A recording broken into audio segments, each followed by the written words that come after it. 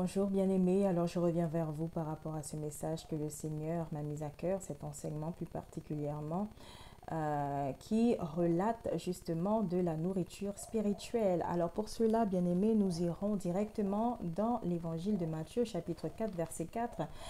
Comme vous le savez, le Seigneur Jésus-Christ, après s'être fait baptiser par Jean le Baptiste dans le Jourdain, il a justement reçu l'Esprit Saint venu telle une colombe et ainsi il a tout de suite été dans le désert pour s'y faire tenter par Satan comme le disent les Écritures.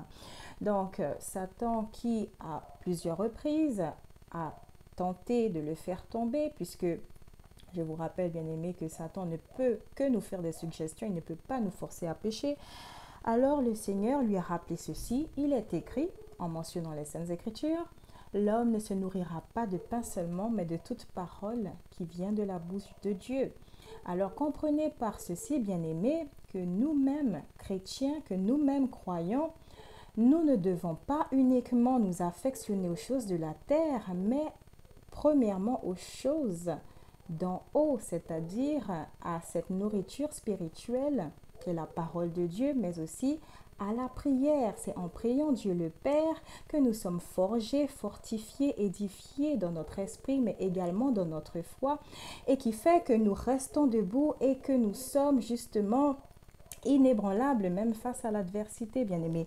Alors nous irons également dans le livre de Jean, au chapitre 16, versets 33 à 32, où le Seigneur lui-même dit, voici l'heure vient et elle est déjà venue, où vous serez dispersés chacun de votre côté, où vous me laisserez seul, mais je ne suis pas seul car le Père est avec moi. Je vous ai dit ces choses afin que vous ayez la paix en moi. Vous aurez des tribulations dans le monde, mais prenez courage, j'ai vaincu le monde.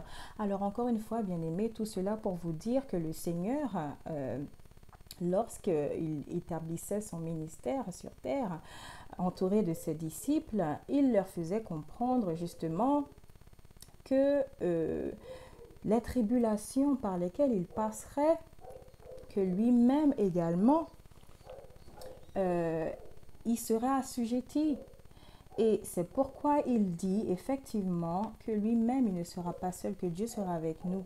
Mais parce que justement, il nous a promis à nous, ses disciples d'aujourd'hui, que justement, il nous enverrait également l'Esprit Saint qui est le réconforteur, l'Esprit Saint qui est le consolateur et qui justement révèle toutes choses, enseigne toutes choses.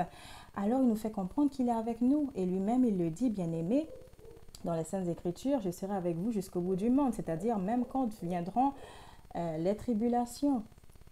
Alors, comprenez encore, bien-aimés, que parce que justement Jésus-Christ a déjà vaincu le monde et qu'il ne suffit que de nous, d'activer notre foi en ce sens et de combattre le bon combat de la foi jusqu'à la fin pour ceux qui seront encore de ce monde. Alors, il faut que nous comprenions, bien-aimés, que toutes ces choses qui nous environnent, que toutes ces choses que beaucoup affectionnent encore passeront. Et comme le dit la parole de Dieu, les convoitises aussi passeront. Mais ce qui demeurera éternellement, c'est la parole de Dieu. Donc, encore une fois, plus justement vous vous abreuvez de cette nourriture spirituelle qu'est la parole de Dieu, et vous saurez ainsi que vous aurez la vie éternelle, puisque vous la conserverez. Et puisque justement elle demeure éternellement, alors vous aussi, vous demeurez éternellement. Donc, c'est le message que le Seigneur veut ainsi nous faire parvenir. Alors, le Seigneur également nous prévient, il nous réconforte également à sa manière. Nous irons également dans le livre de l'Apocalypse, chapitre 3, versets 8 à 10, où il dit, voilà, je connais tes œuvres, en parlant de l'église de Philadelphie. Voici, parce que tu as peu de puissance et que tu as gardé ma parole et que tu n'as pas renié mon nom, j'ai mis devant toi une porte ouverte que personne ne peut fermer. Voilà, voici, je te donne de ceux de la synagogue de Satan qui se disent juifs et ne le sont pas, mais qui mentent. Voici, je les ferai venir se prosterner à tes pieds et connaître que je t'ai aimé. Parce que tu as gardé la parole de la persévérance en moi, je te garderai aussi à l'heure de la tentation qui va venir sur le monde entier pour éprouver les habitants de la terre. Alors, encore une fois, bien aimé, le Seigneur fait référence à sa parole. Donc, quiconque la conserve ainsi tiendra même face à l'adversité. Quiconque la conserve aura la vie éternelle. Quiconque la pratique aura la vie éternelle. Puisque je vous rappelle, bien aimés, que les maîtres de la loi, les scribes, les pharisiens eux-mêmes qui disaient connaître Dieu, qui disaient aimer Dieu, ne savaient même pas qu'ils avaient son fils devant eux. Et c'est eux-mêmes qui l'ont condamné. Pourquoi? Parce qu'ils n'avaient pas l'Esprit Saint de Dieu et parce que du coup, c'était des démons qui les habitaient, des démons qui les ont utilisés justement pour arriver à leur fin.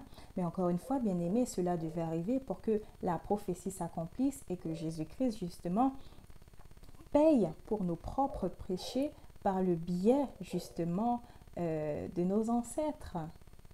Donc voilà, encore une fois, bien aimé, n'oubliez pas que l'esprit ne meurt pas, que ces esprits qui justement habitaient ces pharisiens existent encore aujourd'hui. Et c'est pourquoi vous verrez encore bon nombre d'églises qui disent justement servir Dieu, ne le font pas véritablement, parce que non seulement la corruption de l'homme, c'est-à-dire le péché, la convoitise de la chair, la convoitise concernant le pouvoir et tout autre péché, l'orgueil et tout autre péché que justement Dieu répudie lui-même, sont entrés dans le cœur de l'homme.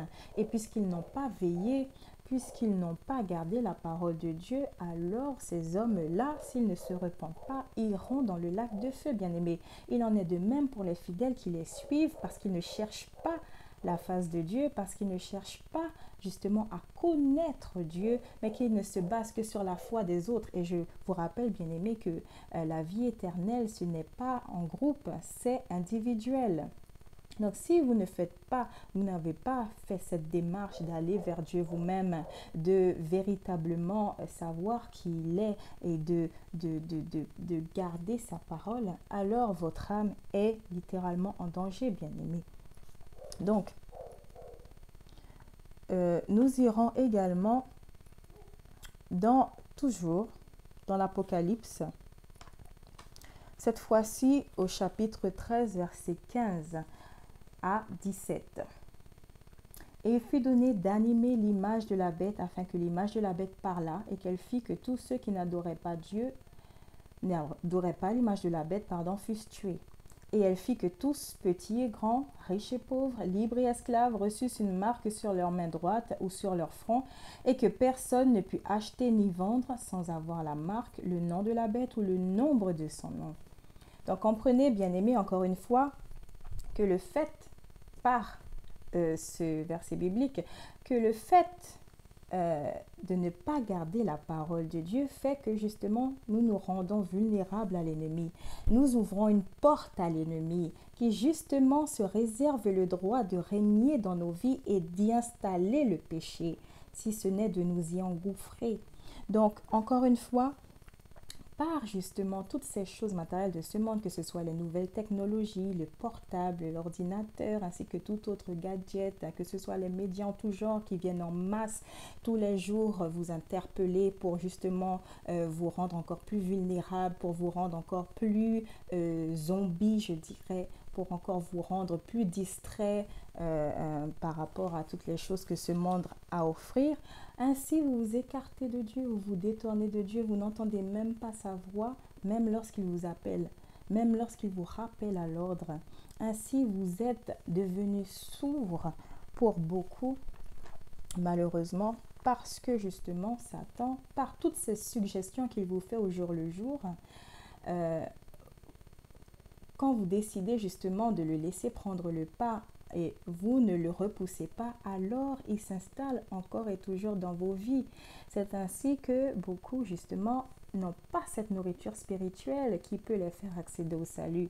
Ils n'ont pas cette vie de prière qui peuvent justement maintenir en eux cette paix et cette joie divine dont ils ont besoin pour justement tenir même face à l'adversité et même tenir le jour des grandes tribulations. Parce que je vous le dis, bien aimés, pour ceux qui ne le savent pas, que les temps seront d'autant plus turbulents puisque nous sommes dans la fin d'un temps, nous vivons la fin d'un temps, bien aimés.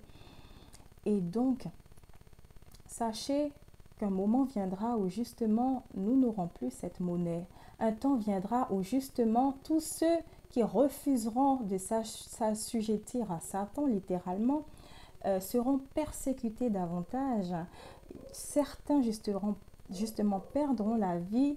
Certains justement, parce que Dieu c'est toute chose, certains justement perdront la face. Ils ne sauront plus à quoi s'accrocher justement puisque ils n'auront pas maintenu cette relation avec le Seigneur.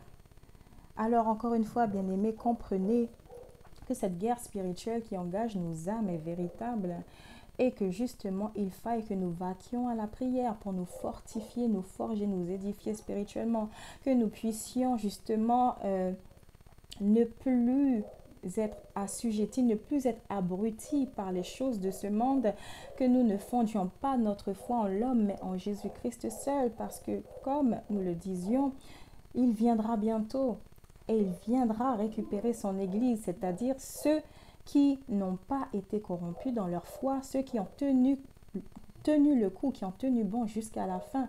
Parce qu'encore une fois, bien-aimés, la vie d'un chrétien, elle comprend également les épreuves.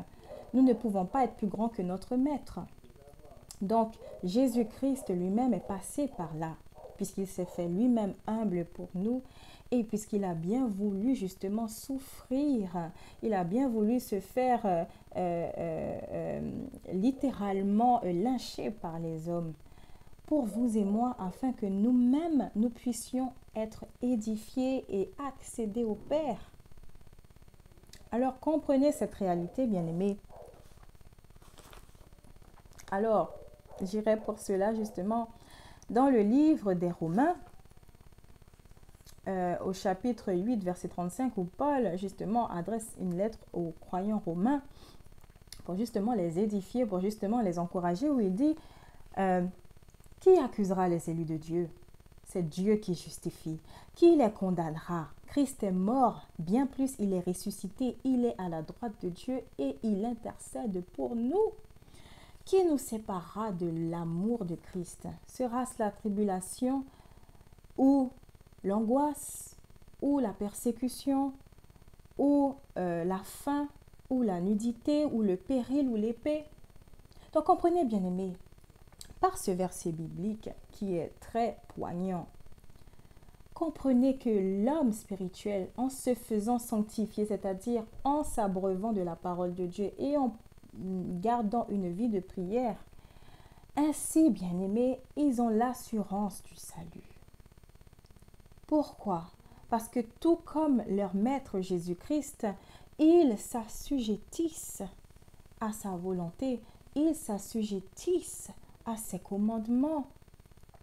Alors encore une fois, ce n'est pas par leur propre force, mais ça par la puissance de l'Esprit Saint, comme il est écrit justement dans Zacharie, verset 4, verset 6. C'est par l'Esprit de Dieu, bien-aimé, le consolateur, le réconforteur, lorsque nous sommes meurtris à l'intérieur, c'est lui-même qui nous relève, c'est lui-même qui nous donne la force, l'assurance, la confiance et qui maintient en nous cette paix, cette joie divine que Dieu seul peut donner par Christ, son Fils unique. Alléluia. Donc, bien-aimé, par ce petit enseignement que le Seigneur m'a ainsi insufflé, il ne sera pas trop long, je prie que par son esprit de révélation, de sagesse, de discernement, de connaissance de lui ainsi que de sa parole, vous puissiez ainsi être édifiés et qu'il vous fasse prendre conscience de ces choses, bien-aimés, afin d'embrasser justement toutes ces promesses au moment venu et que vous ne soyez ainsi plus sous le joug de l'ennemi de quelque manière que ce soit, sinon que vos yeux spirituels soient aiguisés, que vos oreilles spirituelles soient également aiguisées et qu'il en soit ainsi, bien-aimés, aussi longtemps que le Seigneur vous fera la grâce de vivre sur cette terre. Voilà, au nom de Jésus-Christ de Nazareth, nous avons ainsi prié. Amen.